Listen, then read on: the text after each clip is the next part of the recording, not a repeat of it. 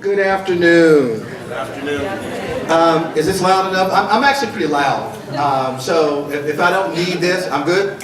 Perfect. If I don't need it, just also let me know because I can put this down. I'm by trade, I teach public speaking. So I do have a big voice or a big mouth, whatever you want to say.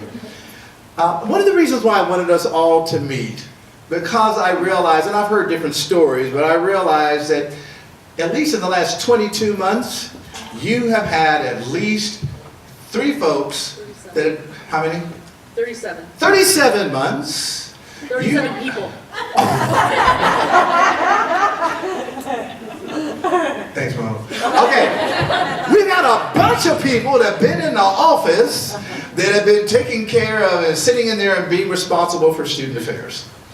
But one of the things we know is there's really nothing to replace the stability of any leadership or family member. The fact is that when you go to your home, it's nice knowing that you can drive home and that your home is there. And all of us that have been affected by the fires, if nothing else, I am one of your colleagues at down south. I live in Ventura. And so, you know, we had the fires also. We lost homes and then we lost 20 people to mudslides.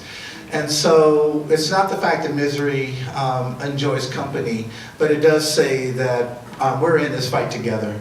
I was just sharing this a few minutes ago that the fire rakes down the back hill of my house and they just simply let us know you need to get out now. And our home was saved. The fire departments had several trucks that literally came in and saved the homes that were right at the back side of the mountains. But some of us were not so lucky, and so we have to remember that as we are going through everything that we're going through on campus, that we're also going through that with each other and things that are going on in our lives. Yes, I retired December the 15th. Thus, the Bitmoji, oh y'all got it, which came in a day late. And so, you know, when you retire, it's almost like a eulogy, but you get to stand up. You don't have to be in a casket. So I got to hear lots of nice things that people said, because you know, like, you leaving. I know there were people there just to make sure I was gone, but I also know it was really fun to see the students that you know, I was there from the beginning. I was the founding vice president there, and so the programs, the things that we developed over a 16-year period to be recognized for the past 4 years of being the most promising place to work in student affairs in the nation. Out of only 13 schools in the country, and we were one of the 13. Well, but here's my charge. 24 months from now, we're on the list. We're on the list. And what that simply means for all of us is like, oh Lord, this man gonna put me to work. Y'all been working. But sometimes there's a difference between being in a swim meet and treading water. And as long as you are swimming or treading in the right direction, you get some momentum going. And I think what we need to be able to do, we know what the budget crisis is and the things that we deal with in the state of California. It's California. Come on, this is not new. So what we've got to figure out is how do we deal with the issues that are before us? And how do we deal with it in a strategic and systematic way? That we know that there are no losers in our areas, that we all come out with something. But the most important group that comes out with everything are our students. Because they're the reason why we're here. We would not be here if it was not for our students, and there'd be no reason to have our jobs if we didn't have our students. And there's no greater feel than to have a student come up to you 3 or 4 years later and just simply say, thank you. It's because of you that I got through this program. Or it's because of you that there's a difference in my life. You see, college education just doesn't affect the one person. It affects the entire family tree. And I'm a perfect example of that. Both my parents are college educated people. At a time that they wouldn't have been college educated people who were African Americans. My dad had to go to an all-black college. He went to an HBCU, or a historically black college or university. My mom went to an HBCU. My dad went to Morehouse, which is where Dr. King went. Yeah, you know, that's what we call Black Ivy. right? And then my mom went to Bennett. Bennett College is also the same. Bennett is an all-women's college in Greensboro, North Carolina. But it was in a time in this country where they could not go to school. But now we can. And so what are the things that we do as Sonoma that will make a difference in our students' lives? You know, when I talked to my mom and my dad ended up going to medical school at Howard University. He was at Howard for 3 years when the Army pulled him out. The Army pulled him out because we had a segregated Army. And they needed black medics. So they went to the 2 black medical schools at the time, Meharry in Baltimore, and they also went to Howard in Washington, D.C., and they pulled them out of school. Now, my dad, you would have never known that. You would never have known that, because when he came out of school, when he came out the Army, he was a custodian. And he worked as a custodian at 2 different places. 7 years of college education, but when he came out of the Army, it was where he came to colored bathrooms after fighting in the Army. Now, some of you are asking, well, why are you telling me this, Sawyer? I'm telling you because we are in a different place.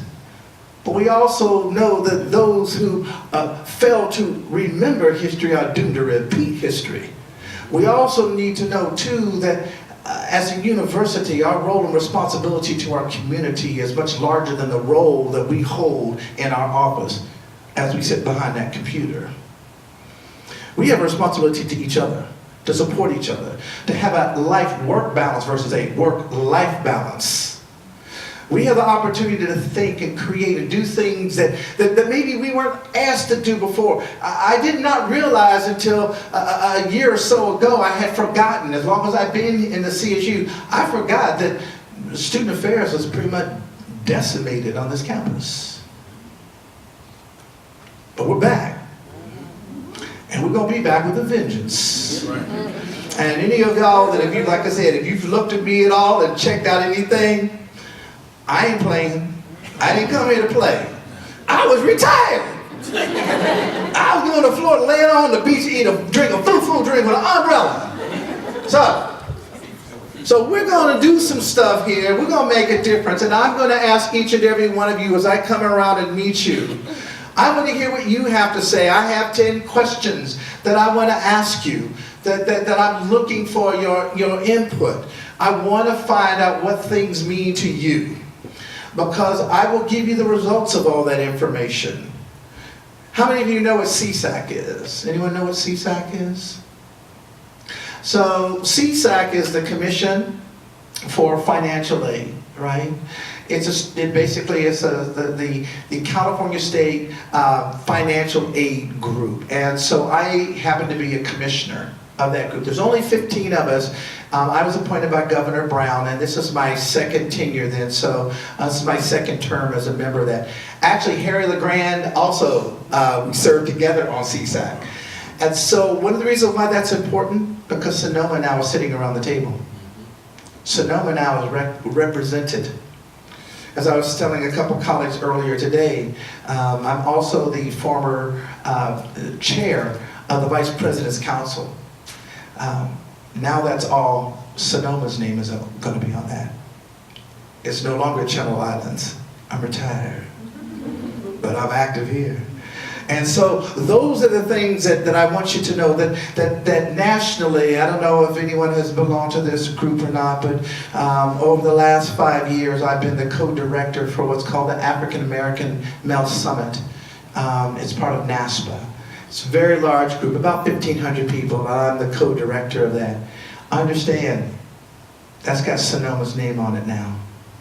And so that's not patting Sawyer on the back. It's simply saying we're going to start getting our name out more and more and more. And the more we do this, I'm the keynote speaker at the National Tutoring Association conference that's coming up here in 2 weeks. Again, Sonoma. I'm going to do my best to get Sonoma out around the world.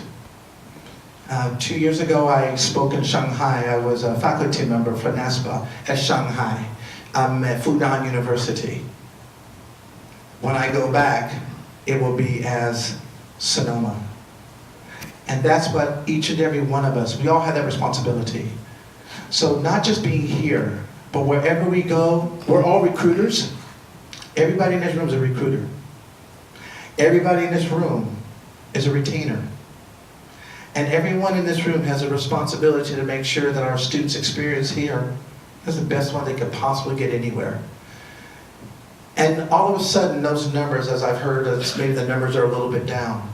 Those numbers will change because people will be coming here because they're going to want to come here because of you, the quality of service and the type of individuals that we have here. It's not that we haven't had that. We have. We've always had the wonderful staff. But sometimes it's tough, you know, when you have so many people at the helm.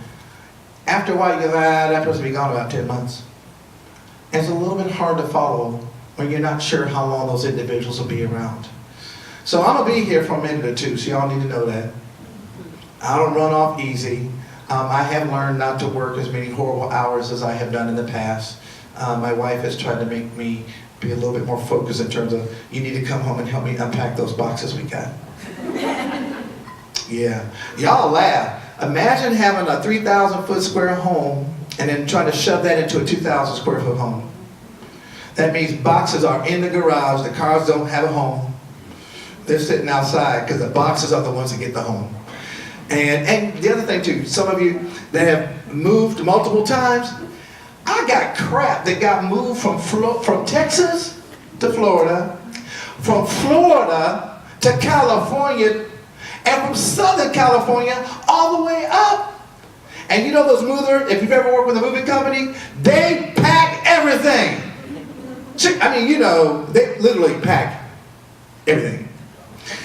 So if you can't get ahead of it, you're in trouble, right? Because they will pack stuff that you meant to really throw out and it didn't get thrown out.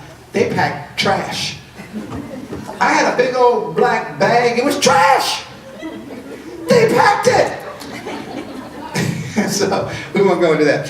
What I do want to talk to you about today, though, what I affectionately call the 8 keys of success.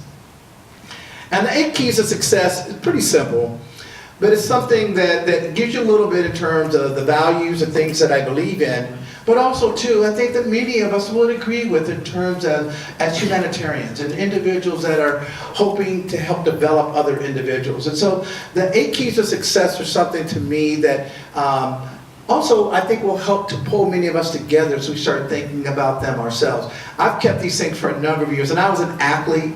I kind of came up with these things several years, and it's not like I didn't have 8 in the beginning. I had a few of them, and then I kept adding.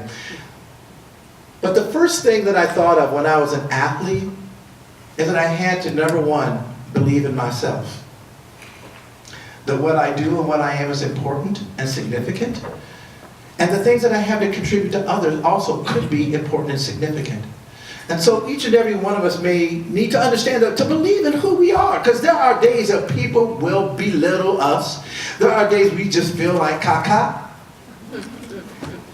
And I'm sorry, but it is difficult sometimes to get through those days. And just to have one person smile at you that day makes you feel so much better. And so sometimes just believing in who you are and what you are is significant and important is important. I call it sometimes dangling your own carrot. You're able to kind of go after it. You don't always grab it. But as long as you believe in yourself, when I was an athlete, I was a football player first in high school and all that, and my football coach told me, he said, "Son, you're too small to play football." So every day I was out there and I was lifting weights, and I think I showed Brian Squared some of those pictures. I was a big old boy. I got humongous. Yeah, I was about 235 pounds worth of outside linebacker. That's a whole lot of beef. But I wanted to make sure that I could get to the point that I was no longer too small. So I was the first one on the field and the last one off the field.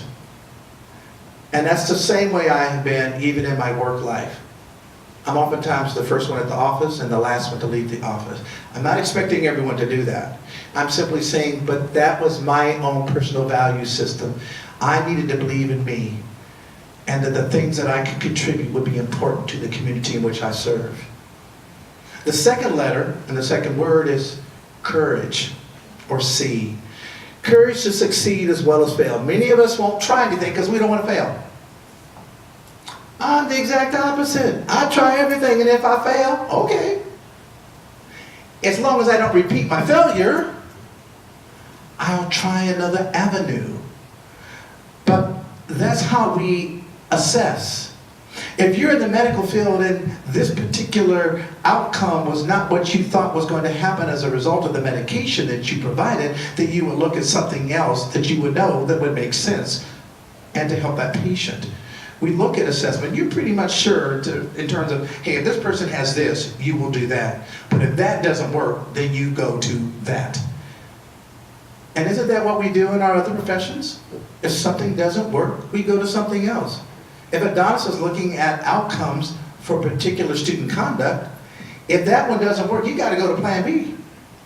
Plan B now could mean suspension. So the idea of courage to succeed as well as fail is sometimes you got to try things that you can't do. And that's tough because most of us only will do the things we can't do. We're not going to take physics because we wanted to take physics, unless you just happen to be a science and math person. And particularly, you don't want it to affect your GPA. So you take a driver's ed, or you'll take something a little bit lighter, but you may not take that physics class. And what I would say is that oftentimes, those classes that are most challenging, or those things that are most challenging to us, are also the things that are oftentimes the most important, and sometimes the most informative and instructional for us. And I like to think that I try a lot of things, and I may not always achieve, but I will do it anyway. I was in Florida, and I was talking to a group of middle schoolers, about 500. And I'm up on the edge of the stage like this, and I fell right off. I fell off the stage. Now, you know, a bunch of middle schoolers like, because they first want to make sure I wasn't dead. And then, but you know, I was cool because I was an athlete, so I kind of lined it like, you know, like Spider-Man. And then I ran back up on the stage and I said, it's those of you who don't pick yourselves up every time, y'all are the failures. Because everybody's going to fall. But are you able to pick yourself up after you fall? Because we're always going to run into a wall. But can you, and your own personal determination, can you pick yourself up? And can you work through it and not worry about your ego, but to do the best you possibly can in order to make sure that not only you succeed, but the people around you succeed. I know that folks oftentimes are going to look at you. Those of you who don't think you say, well, I'm not a role model. Yes, you are a role model. If you're in your position, somebody's watching you and somebody comes to you for advice, you are in a position that what you say today could impact them tomorrow. So you must have the courage to succeed as well as the courage to fail. Give yourself that opportunity and leeway to not necessarily do everything you can do, but do things that you can't do and test yourself. Heck, I eat beets now, and I never eat beets. But Mama said, boy, you're going to eat some beets. I ate them because she threatened me. But I tried something different. And I realized there are a lot of people that are major beet lovers, and they just couldn't understand why I didn't love beets. But my mom, she gave me a different kind of carrot. She gave me that carrot versus the dangling carrot. She gave me the hit you over the head carrot. The third letter is D, and that's for desire. And the idea of desire is this, is that sometimes you got to want it, and you got to want it more than the other person. You know, sometimes I think when we're just kind of pacing along or we're marking time, it's kind of hard to get excited when you don't really know what direction you're going. If you don't know what direction you're going, then any wind is the right wind, right? You just hope that something comes along and blows you in the right direction, hopefully the right port. Well, my feeling is what desire is that we have to have some of that internal. It's intrinsic. Some of those things that when you hear something or when you see something and you're just motivated, you're inspired, you get goosebumps. Because it's important to know that you have a purpose. Going back to one and believing in yourself. And so I look at desire as wanting it more than somebody else. And that sometimes you just really, really want it. I remember when I got my doctorate and someone asked me, this was many years ago now, and someone said, well, did you get a doctorate to compete? I said, nope. I got a doctorate to win. And why? Because of the history that I just gave you about my parents. That was a different world. The year that I was born was the year of the Brown versus Board of Education decision. That was the year that I was born. And so the world in which we live, it's important to understand that there's purpose and reason. And so my desire has always been, since my dad never had a chance to become a doctor, that getting that PhD, that I would be the first doctor in my family, because he was not able to do that. And even though my dad, who died at 45 in my arms of a heart attack, I was giving him mouth to mouth when he died. He literally took his last breath in my mouth. And as I recall that day, I said, you know what? I made a promise to myself and to my father. Somehow, some way, I'm going to be some kind of doctor, because I will carry on your legacy. So that was my desire. That was my motivation, is to carry something that was important to me and to my family. Well, since then, both my sisters have master's degrees. My one sister, if you choose to look her up, her name was Gregory Sawyer. She owns a company called Environmental Designs International. She passed away a year and a half ago of ovarian cancer. But my older sister now runs her company. A female-owned, minority-owned, environmental and toxic and hazardous waste cleanup company in Chicago. That's a BA. She is a BA. And to think in the world in which we live, that our parents were able to encourage that in our home there were no gender responsibilities or duties. We switched every week to do something different. So the days that I ended up washing dishes and washing clothes were the days that my sisters cut the lawn and trimmed the hedges. Because that's what we learned. And so I cook, I clean, I sew, I don't bake. I can't do crust. But I'll make a heck of a turkey dinner, y'all. So y'all want to bring me over for Thanksgiving, I will hook you up. All right? So desire is very important.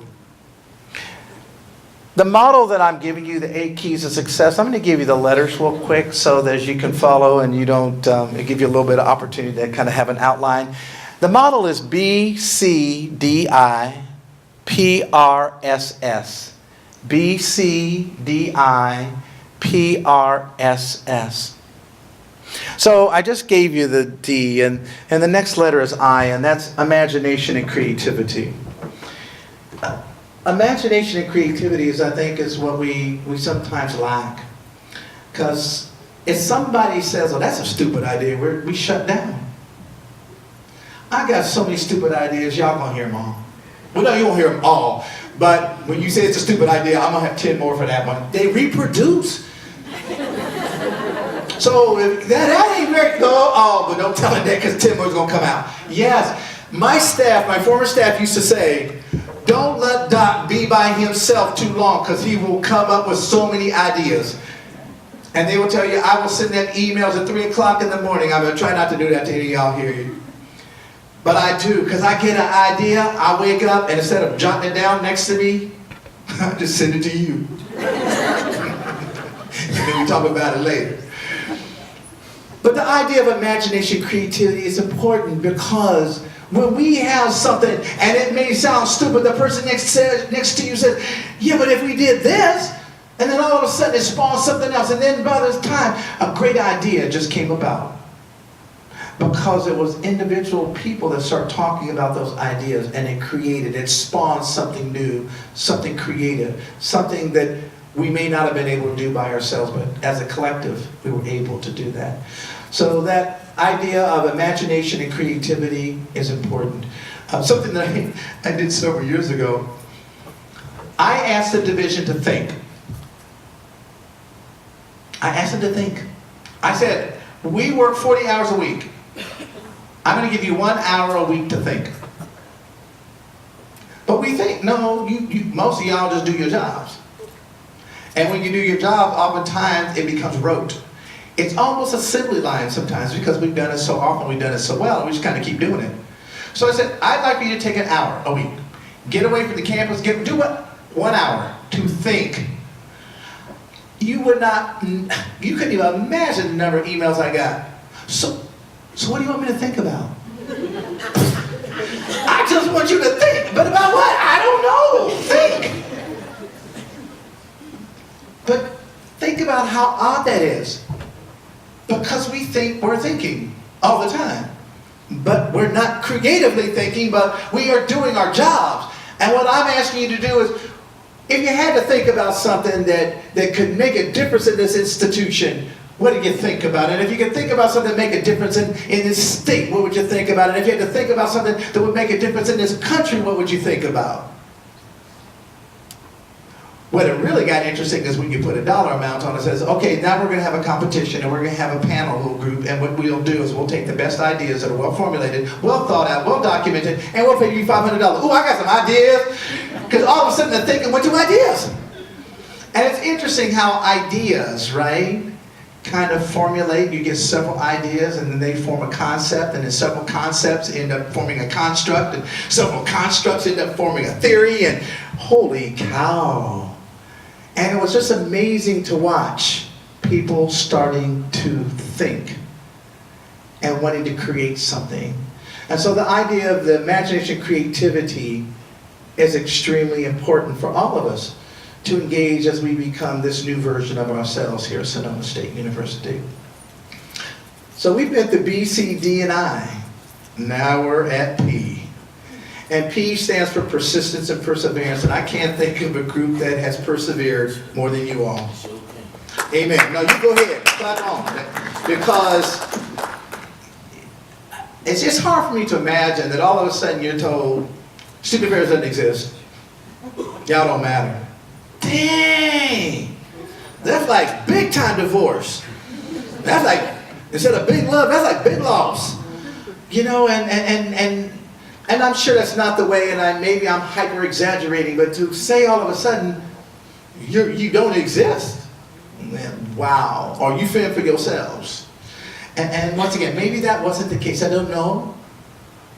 But from what I've heard so far, that some of you felt like, wow, that made me feel like I wasn't important. But understand now what we have and what we're doing as a division. We do have that. You have a president who created a brand new set of vice presidents. Folks from all over doing all kinds of different things. And the idea to be able to persevere is important, but you got to persist and persist and persist and persist until you finally do persevere. And that's the reason many of you in this room are tired. And as family members, you say, oh, I'm tired of being tired. Right? I'm just tired. So for some of us that know that we're tired, much like geese in formation and the one that's in the front, we've got to let that one come to the back for a little bit. And some of us now that are newer here, we got to get up in the front and take the lead. We'll take some of the heat and let you guys sit on the bench for a little bit and catch your breath, right? Because that's what we have got to do for each other. So yeah, I mean, I don't know if I was on a very short sabbatical or a very long vacation, but whatever it wasn't much of a retirement, you know. I'm done on 15th of December, and here I am on the 2nd of April, back at work. But for us, being able to persist and finding to persevere is key. But to know that we have each other. And if you can commit yourself to the revitalization of this division, and the revitalization, more importantly, of yourself, we're all in this together. And you won't know that until you have an opportunity to sit down with me, but I will tell you that I am committed to our leadership team. I'm committed to each one of our areas. I will be around to see you, and I want to hear what you have to say. Also understand that because I'm listening and because I'm hearing, doesn't mean that we can do it all, but it does mean that I put it down, because we need to move in a direction of positivity, and we need to move in a direction as a whole team. That we're learning together, we'll be teaching together, and at the same time we'll grow together. That's going to be key. Again, I realize there have been some issues, but think about this. How neat it will be that in the next couple of years, that Sonoma State University's Division of Student Affairs is now one of the most promising places to work in the nation. We know the formula, y'all. You just need to help me put it together, and we will knock it out the freaking ballpark. But no coach can do anything by themselves. They need their team. And, you know, some folks say, well, you know, but we don't have enough people. Psh, child, I didn't have that. Child, I had no people. You know, literally, I hired everybody from scratch. I was the first person in student affairs. I hired everybody there. So all 100 people, I literally hired every one of them. Because I meet everybody. Because Mama Sawyer used to say, you come to my house, you meet me before you go anywhere else in this house. So I just like to meet everybody, just so I know who everybody is. I don't want to be that vice president. Doesn't know who you are. Give me a little time, I'll have your little face and everything, your name, I'll have it down. It's my first day, and I'm thinking, oh Lord. But I'm gonna get you. I will have all of you. So the idea of the BCDI PRSS model simply is saying these are 8 keys that I've utilized, if nothing else, to help to develop us as a team. Because that's what's really important, is how do we come together as a team. The next letter is R, and that's for responsibility to yourself as well as others. I grew up in Columbus, Ohio. My dad's name was William Wesley Sawyer.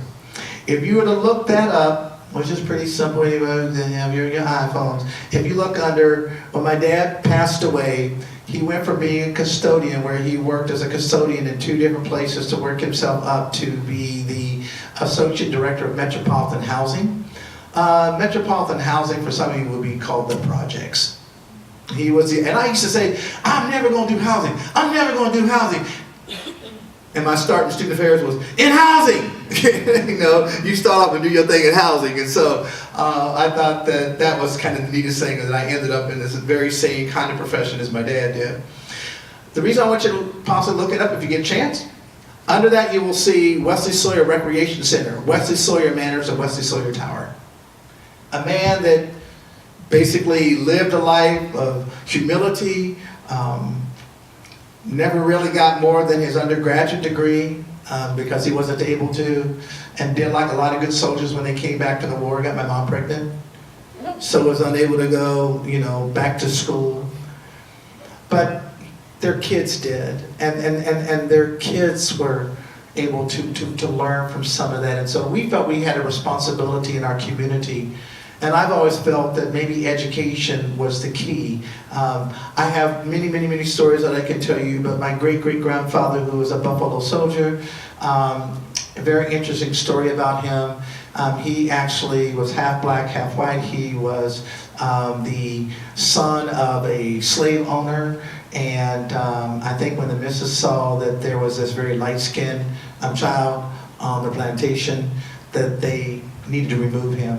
So they took him to the Underground Railroad, and so my great-great-grandfather ended up in Ohio, and he ended up with a family there, and he ended up taking on the name of this family. And so when you read the records, it looks like he married his sister. And he didn't. He just had the same name because they were Mennonites. And he took on the last name of the family because he was a runaway slave. He ended up then going to Oberlin University, which is the first school. Does anybody know what Oberlin's known for? Yes. And women. Yes, and women. And so he ended up going to Oberlin. So I actually have his grades. So when you come by, I'll show you from 1868. I will show you my great-great-grandfather's grades at Oberlin University. So you can see why I feel I have a responsibility. Because my family have been educated and educators. And so my feeling is that as long as we can pass this on and help as many people possible to get the education, and as many people as possible that want to make a difference in their family tree, well, let's do that. Let's help our community be the best community it possibly can be. So I always felt that as a young man, I could never get in trouble, because the first thing, and particularly in my community, you Wesley Sawyer's boy. Oh, Lord. So you never want to get in trouble, because if you got in trouble, you know you get that. Or the other thing too, for some of you may know this language, so who is your people? Who your people is, right? I know grammatically it's not correct, but actually it is, because it's ongoing, right? So real quick, so my background is communication in English, undergraduate in English, and communication. Interesting. So I did a study on black dialect, and the idea of when a child would come home and said, ooh, when my daddy get home, he'd be tired. Now, grammatically, we say that's not correct. But functionally, it's actually right on target. Because there's none of you that when you go home, you stop getting tired or stop being tired. Well, shoot, when I get home, I'll be tired all evening. It's a continuous verb, right? It's real. We're worried about the grammatics. I'm worried about being tired all evening.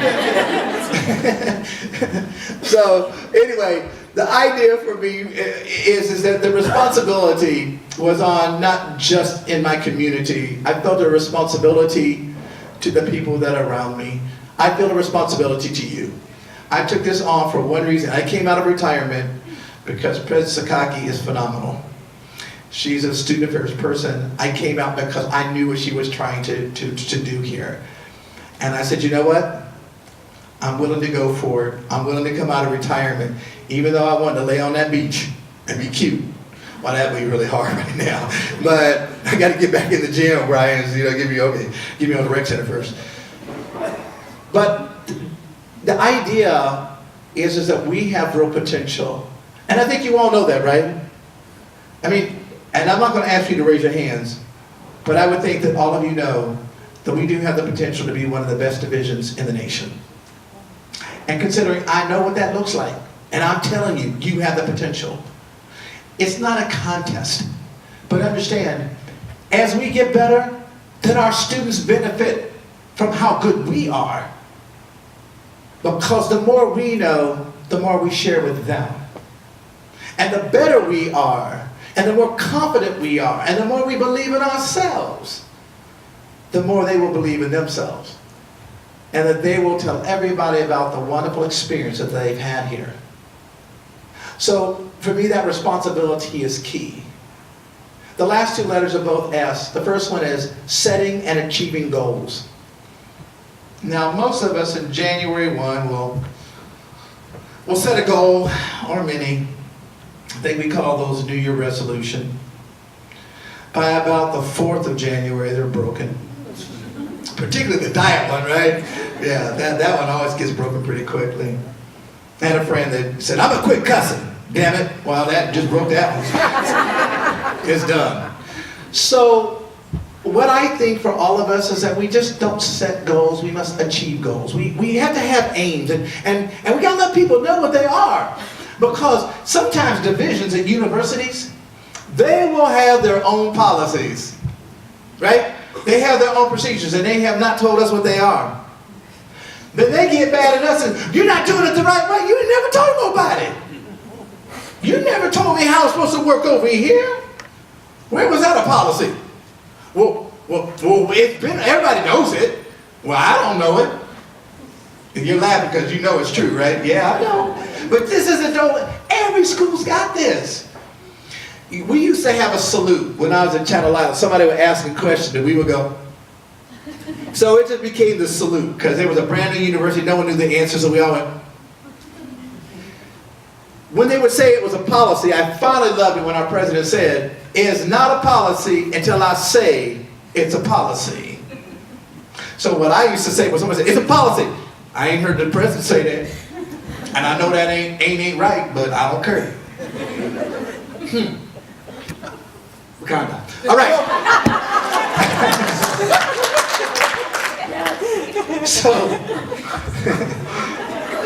So don't just set goals, you got to achieve goals, and you got to share those achievements with others.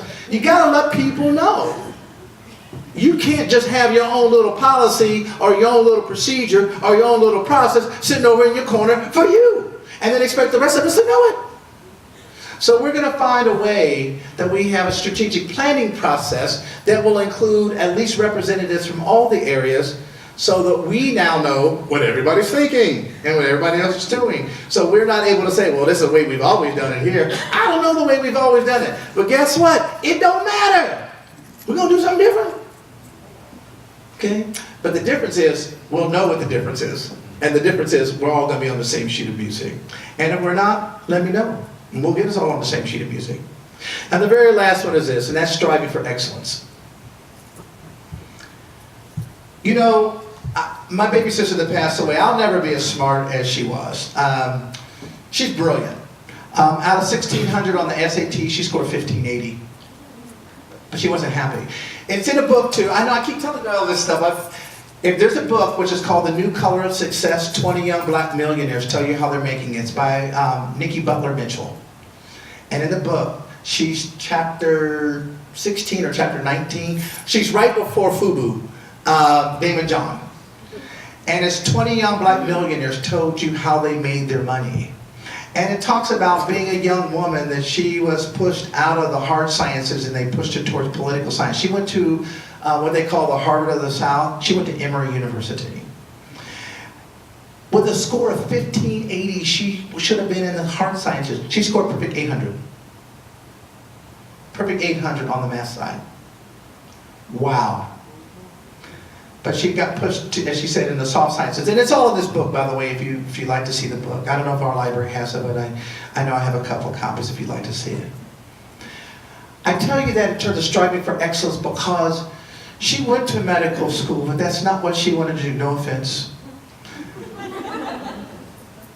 But she went to Ohio State. She did her first year of med school. She did exceptionally well. But what she really, she didn't like people that much. She said, I'd rather work with a protozoa. They don't talk back. So, but what she did was she did research on extracting oil from shell. And that proved to be very beneficial. And then she ended up working for the EPA. And then she started her own company, EDI. And I share that because she wanted to be excellent, not because she had to be perfect. Deb simply wanted to be the best that she possibly could be. And as I said, I'll never be that smart, but I would get up in the morning, I read, oh my gosh, I read a book a week. That's just what I do. I've been doing it over 20 years now. But my sister would read like 3 books a week. I don't even know how she did it, and run a company. But she was absolutely brilliant. But if we can do and maximize who we are and our own potential, imagine how much we have to give to the world. If we just maximize us, and we maximize the things and the gifts that we have, and we give them to other people, that doesn't mean everybody wants your gifts. But if you were able to maximize that, imagine. Imagine. And so the idea of striving for excellence is being the best at you and nobody else but you can be. You don't have to be the smartest or the brightest. You just have to be the smartest and brightest you. And you bring that to work every day, and we will be that most promising place to work. We'll be the best in California because you brought all of you there. And so those are the 8 keys of success: to believe in yourself, to have the courage to succeed as well as fail, to have that desire to be the best, that desire to give the best, that desire to help others so they can find the best in themselves, the idea of imagination and creativity, the persistence and perseverance, that you just keep pushing and until you do achieve. And then, of course, there's responsibility to ourselves as well as others, to know that people are always watching us and that we have a responsibility to our communities to reach out, to reach up, to reach across, to reach down, to give back. Because to those who have been given much, much is expected in return. To give back. To be able to say that we set goals, but we actually achieve them. And we do them together. And the one thing I didn't mention is that when we achieve something, daggone, we should celebrate. How many times have we hit a goal and just lay flat, and then we just go on to the next project? When I think after we have achieved something, we should celebrate. It's interesting. Sports happens all the time. Boy, you achieve something in sports, woo, man, everything. You get everything. One time I was a freshman in a university in Michigan. And I ran track and played football. And this is now indoor track. And my roommate, Stan Benson, set a world indoor track record for the 400. And we got back, we shared a locker. And we got back to our locker, there was $400 in my shoe. I said, yeah, I like this locker. You know, $400 was in my shoe. Stan goes, that's my money. It's my shoe, you know. Anyway, but what I realized that there was a lot of celebration around athletes, and as we accomplished things. I played football at a school that had 13 national championships. Well, people love that. They love that and they honored us. But when our students graduate, how often do they may come up to us, but not a lot of our folks come up to us and say, congratulations, you got that student through. You helped that student. And so we have to learn to celebrate each other, and those are some things that I'm going to work on this year in terms of how can we help to celebrate. So I know we've got to get back to our jobs, but I wanted to have this time with you because I felt the first day is the most important day for me. It's an opportunity for me to say hello to you, to say thank you, to show how humble I am because daggone, that's really humiliating to have those Bitmojis, to see this little black man on my tie. Oh, Lord have mercy. Oh, anyway. But the fact that I can share this time with you, thank you so much. I really am humbled by having you here, and I'm here to work for you. And anything that I can do to help your job to be easier and that we can do it and perform it the best for our students, I will do that. But I'm hoping that we all get together and that as we talk, that I will do my best to hear all that you're saying and to see as a collective, what can we do to be the best that we possibly can be. So thank you all for being here. I appreciate it. I'm going to be around for a while to talk to you. But thanks for being here. I really appreciate it. And thanks for the warm welcome to Sonoma.